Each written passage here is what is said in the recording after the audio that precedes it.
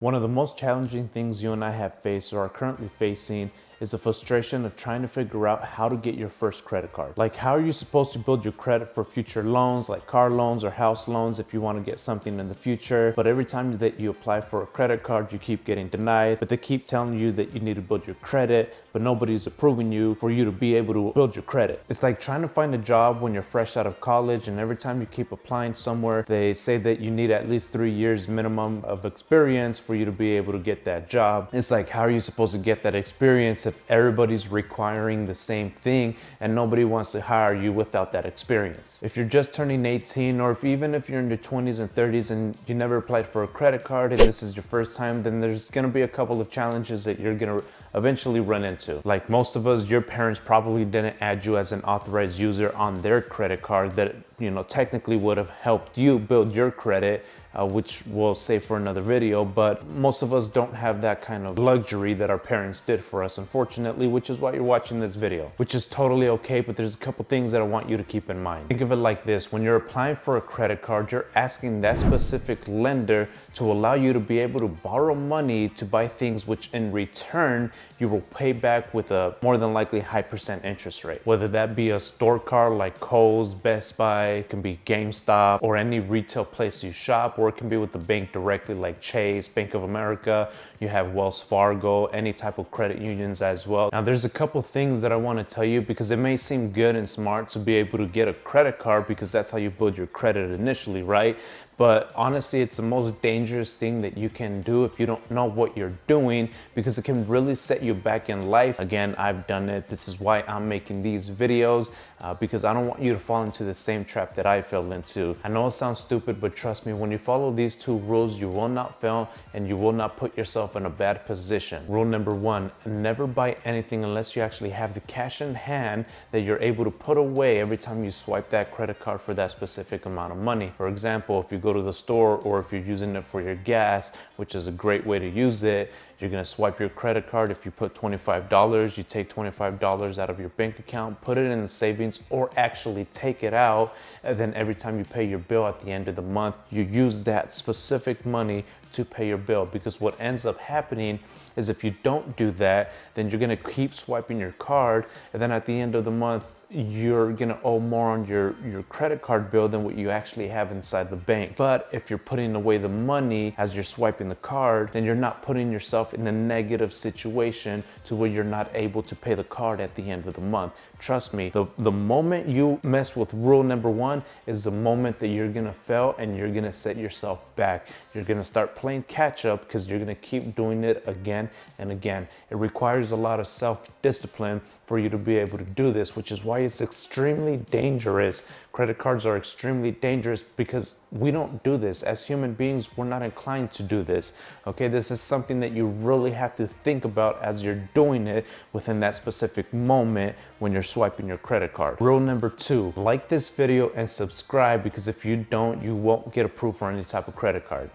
Dumb jokes aside, rule number two: pay the credit card off at the end of the month and don't let it stack up, especially with high interest credit cards, because again, that's the thing that's gonna set you back if you allow yourself to let that accumulate. And honestly, it shouldn't be an issue if you follow rule number one. And then literally that's it. The moment that you don't follow these two rules is the exact moment that you're gonna put yourself in a bad position and get yourself into credit card debt, which is extremely time consuming for you to get out of. And I'll make a video if that is currently you and you are in that position. I have a video explaining how you're able to get out of any type of debt, which I'll link in the first link in my description. It sets you back so much, and honestly, it's not worth it. If there's something that you truly want, save up your money as if you're gonna buy it with cash, and then use your credit card to be able to pay for it, and then pay off your credit card. Trust me, not only can you get credit card points, which I'll make another video in itself explaining about credit card points and the benefits on that,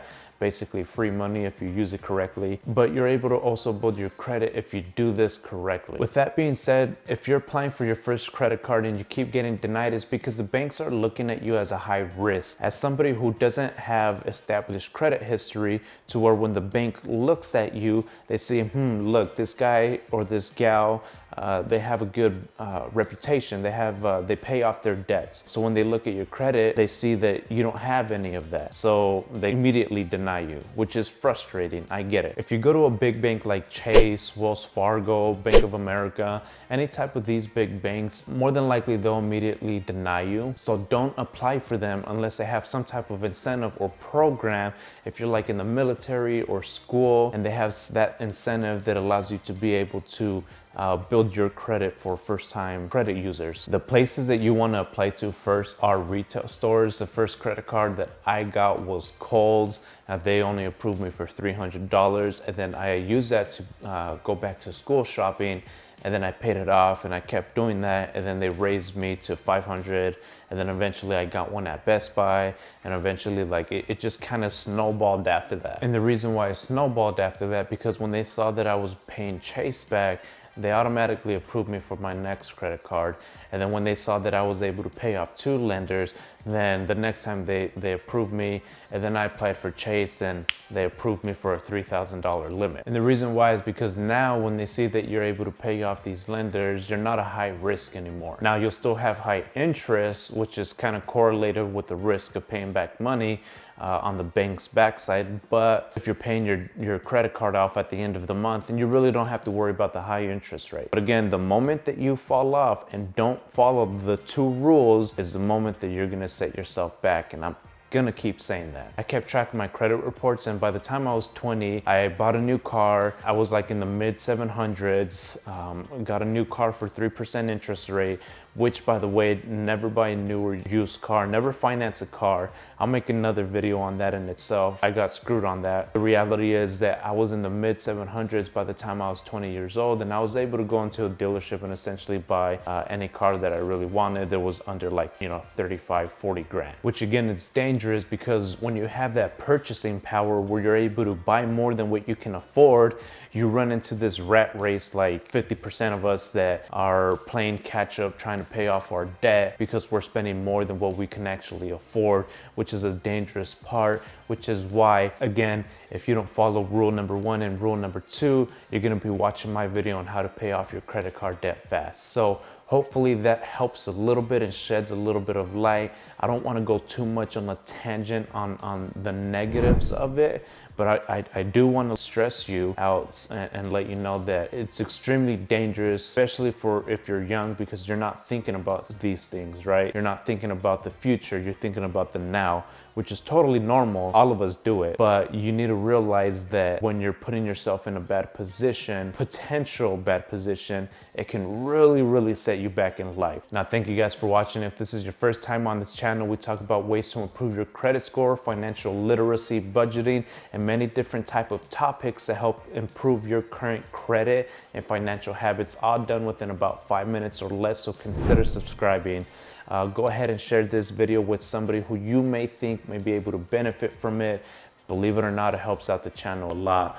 With that being said, thank you guys so much, and until next time, peace.